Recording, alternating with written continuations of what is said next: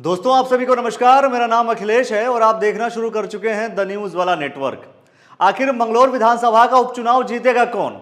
भैया आप लोगों ने तो सुना होगा, सबसे पहले जो चुनाव हुआ करते थे मंगलौर विधानसभा में, कभी हाजी कभी काजी, कभी हाजी कभी काजी। अब इस बार क्या होगा भाई? क्योंकि इस बार आ गए हैं भड़ाना जी और माना यह जाता है कि भड़ाना जी जहां जाएंगे वहां हेलीकॉप्टर उड़ेगा। लेकिन हेलीकॉप्टर कितना दूर उड़ेगा, क्या वो जनता के पास जा पाएगा, ये अपने आप में एक अहम सवाल है। क्योंकि हेलीकॉप्टर का उड़ना जितना इंपॉर्टेंट है उतना ही इंपॉर्टेंट यह भी है कि वो हेलीकॉप्टर जनता के बीच जाए, यानी कि जनता के दिलों पे अगर कोई व्यक्ति जाकर राज कर लेता है तभी जाकर के उसको वोट मिलते हैं। आइए हम आपको बताते हैं कि आखिर इस पूरे मंगलौर विधानसभा का समीकरण क्या हो सकता है, पॉसिबिलिटीज क्या हो सकती है। ये है डेटा 2022 की इलेक्शन की। जी हाँ, ये ठीक 2 साल पहले जो चुनाव हुए थे विधानसभा के, उस चुनाव में जो नतीजे आए थे उसको लेकर के हमने सोचा कि आपको जरा उससे एक जानकारी दे दें।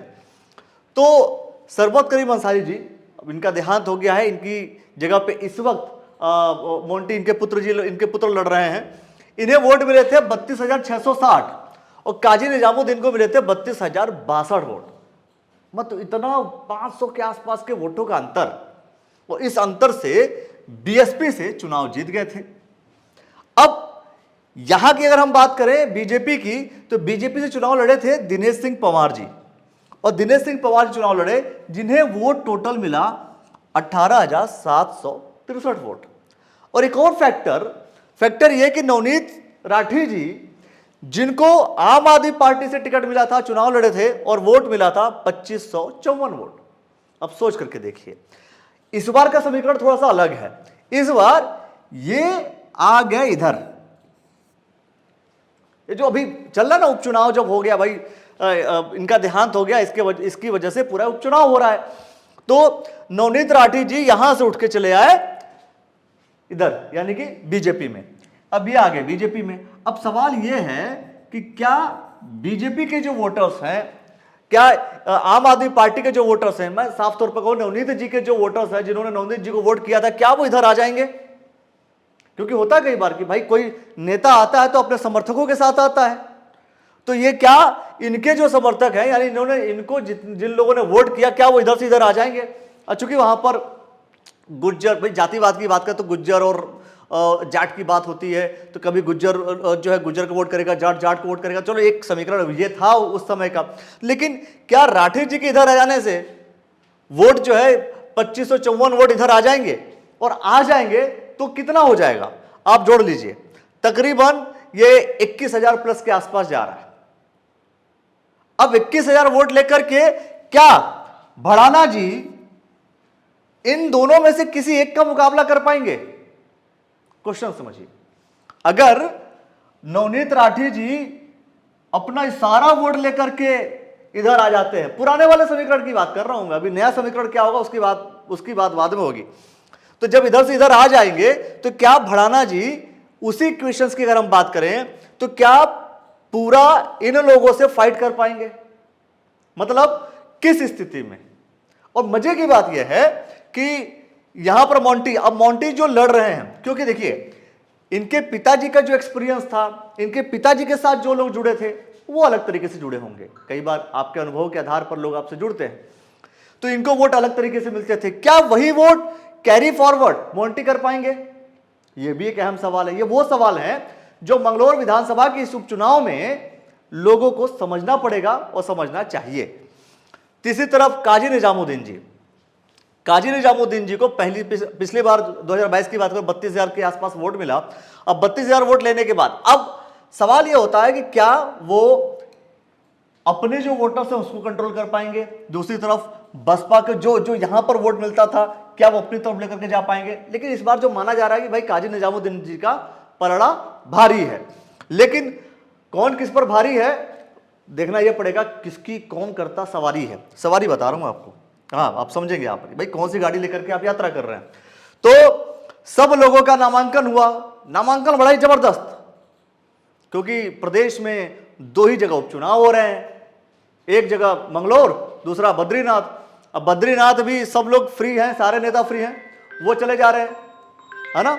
और यहां पर भी सारे नेता आ रहे हैं, 2 जगह चुनाव है। तो यहां की बात करो, देखिए यहां पर भाई नामांकन में आया कौन कौन, ये महत्वपूर्ण सोच। देखिए भड़ाना जी हैं भाई, त्रिवेंद्र सिंह रावत जी हैं, धामी जी हैं, दिनेश पवार जी जो वहां से चुनाव लड़े वो हैं, मदन कौशिक जी हैं, पीछे देखिए रानीपुर के विधायक हैं, और ये प्रभात चौधरी जी पीछे हैं जो टिकट मांग रहे थे।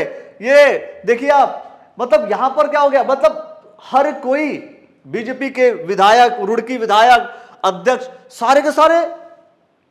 भाई आप सोचिए, प्रशासन भाजपा का हो गया पूरा, बीजेपी के मुख्यमंत्री आ गए, बीजेपी के सांसद आ गए, बीजेपी के जो विधायक हैं वो आ गए।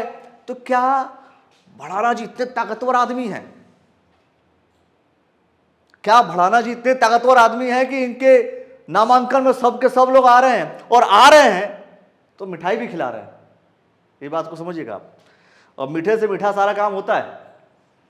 अब ये देखना होगा कि ये मीठा मीठा रहता है या कड़वा हो जाएगा, वो पता नहीं, क्योंकि अब तक कड़वाहट आई है, कड़वाहट ही मिली है मंगलौर से। अब देखते हैं कि भड़ाना जी उसको कितना मीठा कर पाते हैं, या वैसे ही मीठे की चाह में बार बार कड़वा होता रहेगा मंगलौर विधानसभा से, यह अहम सवाल है।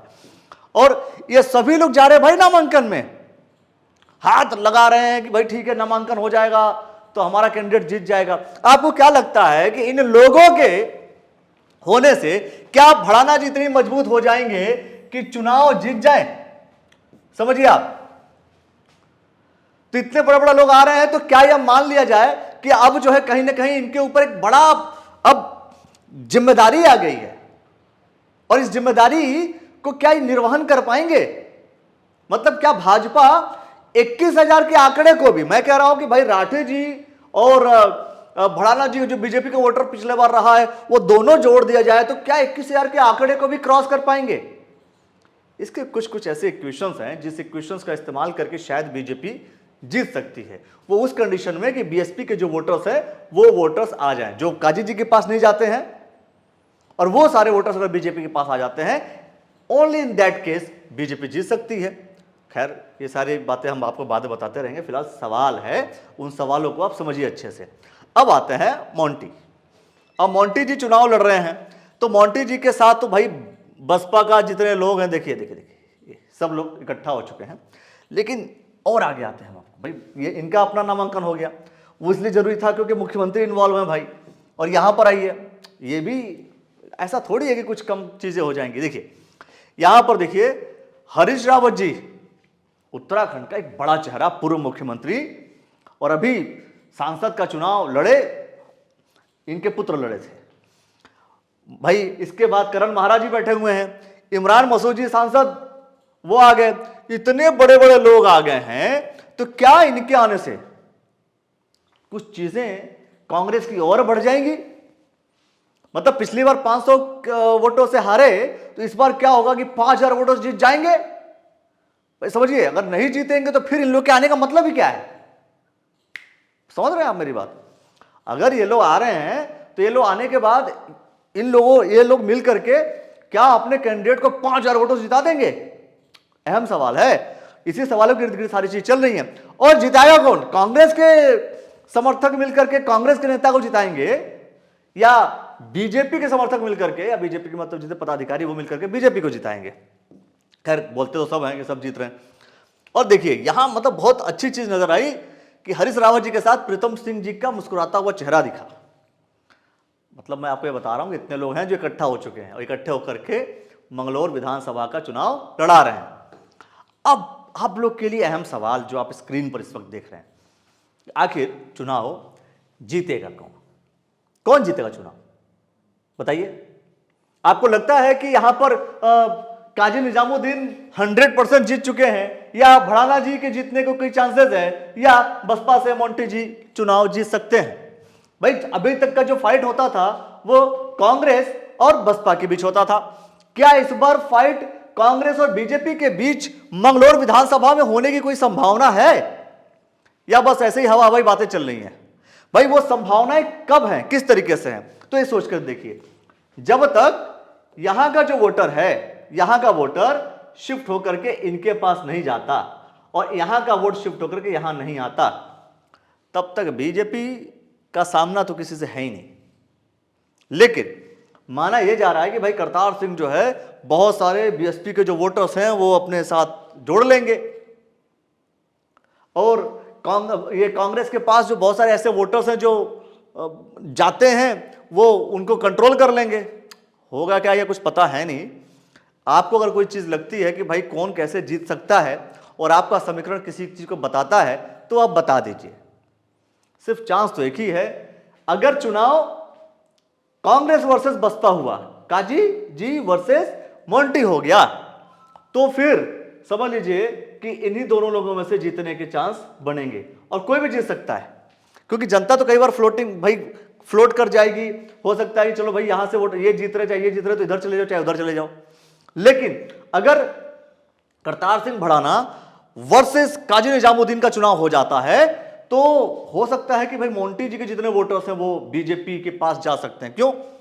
क्योंकि हो भाई इनके जो वोटर्स हैं वो यहां पे नहीं जा सकते पर यहां जा सकते हैं। खैर ये सारे आकलन हैं कि होगा क्या। अभी तक जो पोजीशन है वो तो फिलहाल दिख रहा है कि भाई काजी निजामुद्दीन जी क्योंकि ऑलरेडी वहां पर पहले से स्टैब्लिश हैं, इस बार चुनाव जो है मात्र 500 वोटों से हारे, तो चीजें बदल सकती हैं, बहुत कुछ बदलने के चांसेस हैं। आपको क्या लगता है? हम ग्राउंड पर भी आएंगे, लोगों से पूछेंगे, आप लोगों से पूरी बात करेंगे और आप लोग की एक एक बातें इसी प्लेटफॉर्म पर हम आपको दिखाते रहेंगे। आप क्या कुछ कहना चाहते हैं इस पूरे सिनेरियो को लेकर के, वो आप कमेंट सेक्शन में जरूर प्रतिक्रिया दीजिए और देखते रहिए द न्यूज वाला नेटवर्क। बहुत बहुत शुक्रिया, बहुत बहुत धन्यवाद।